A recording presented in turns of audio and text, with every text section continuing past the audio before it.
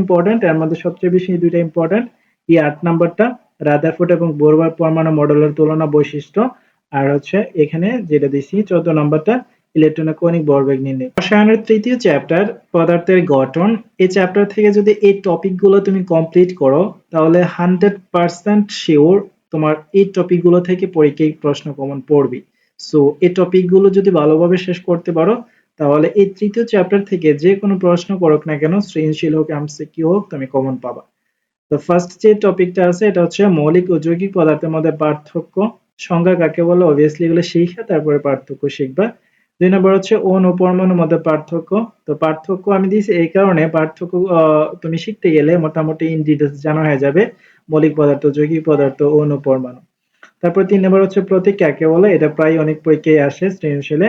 সংকেত কাকে বলে, এই প্রশ্নটা গুরুত্বপূর্ণ, অনেক পরীক্ষায় প্রশ্নে আসে।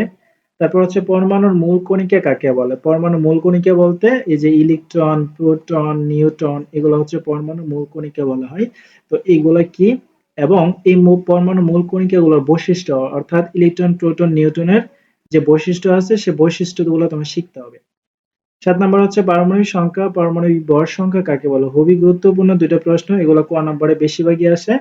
তারপরে ৮ নাম্বার সৃজনশীলের জন্য, সৃজনশীলের কি গ এবং গ, এই দুইটা প্রশ্নের মধ্যে এই যে রাদারফোর্ডের পরমাণু মডেল এবং বোরের পরমাণু মডেলের বৈশিষ্ট্য তুলনা এগুলো তো থাকেই থাকে। তো সৃজনশীলের জন্য এটা ১০০% না ১০০০%, ১০,০০০% গুরুত্বপূর্ণ রাদারফোর্ড এবং বোরের পরমাণু মডেলের বৈশিষ্ট্য এবং তুলনা। ওকে। ৯ নাম্বার হচ্ছে ইলেকট্রন বিন্যাসের ধারণা ক্লিয়ার করতে হবে, অর্থাৎ যে কোনো মৌলের ইলেকট্রন বিন্যাস তোমাকে ক্লিয়ারলি জানতে হবে। তারপর আমরা যেগুলো দেখবো সেগুলো হচ্ছে ১০ নাম্বার 4s এবং 3d, এরকম কিছু প্রশ্ন আসে যে কোনটার মধ্যে প্রথমে ইলেকট্রন আগে প্রবেশ করবে, খুবই গুরুত্বপূর্ণ এই টাইপের প্রশ্নগুলো। ১১ নাম্বার হচ্ছে ব্যতিক্রমধর্মী কিছু ইলেকট্রন বিন্যাস আছে, যেমন আয়রন, কপার, ক্রোমিয়াম, এগুলার ইলেকট্রন বিন্যাস ব্যতিক্রম কেন। যেমন অনেক সময় 3d তে ৯ না হয়ে অনেক সময় 3d তে ১০ হয় কেন, এই প্রশ্নগুলো খুবই ইম্পর্টেন্ট।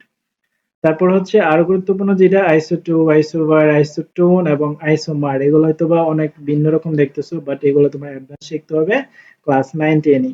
১৩ নম্বর হচ্ছে তেজস্ক্রিয় আইসোটোপ কাকে বলে বা কি এর ব্যবহার, এগুলা বেসিক আইডিয়া নিলে চলবে।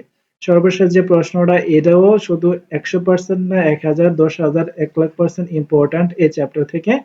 ইলেকট্রনের কৌণিক ভরবেগ নির্ণয়, সৃজনশীলে এটা গ নাম্বারে থাকে। হ্যাঁ, ইলেকট্রনের কৌণিক ভরবেগ নির্ণয়।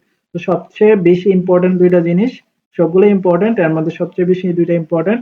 এই ৮ নাম্বারটা রাদারফোর্ড এবং বোর পরমাণু মডেলের তুলনা বৈশিষ্ট্য, আর হচ্ছে এখানে যেটা দিছি ১৪ নাম্বারটা ইলেকট্রনের কৌণিক ভরবেগ নির্ণয়, এগুলো থেকে প্রশ্ন থাকিয়ে থাকে। ওকে।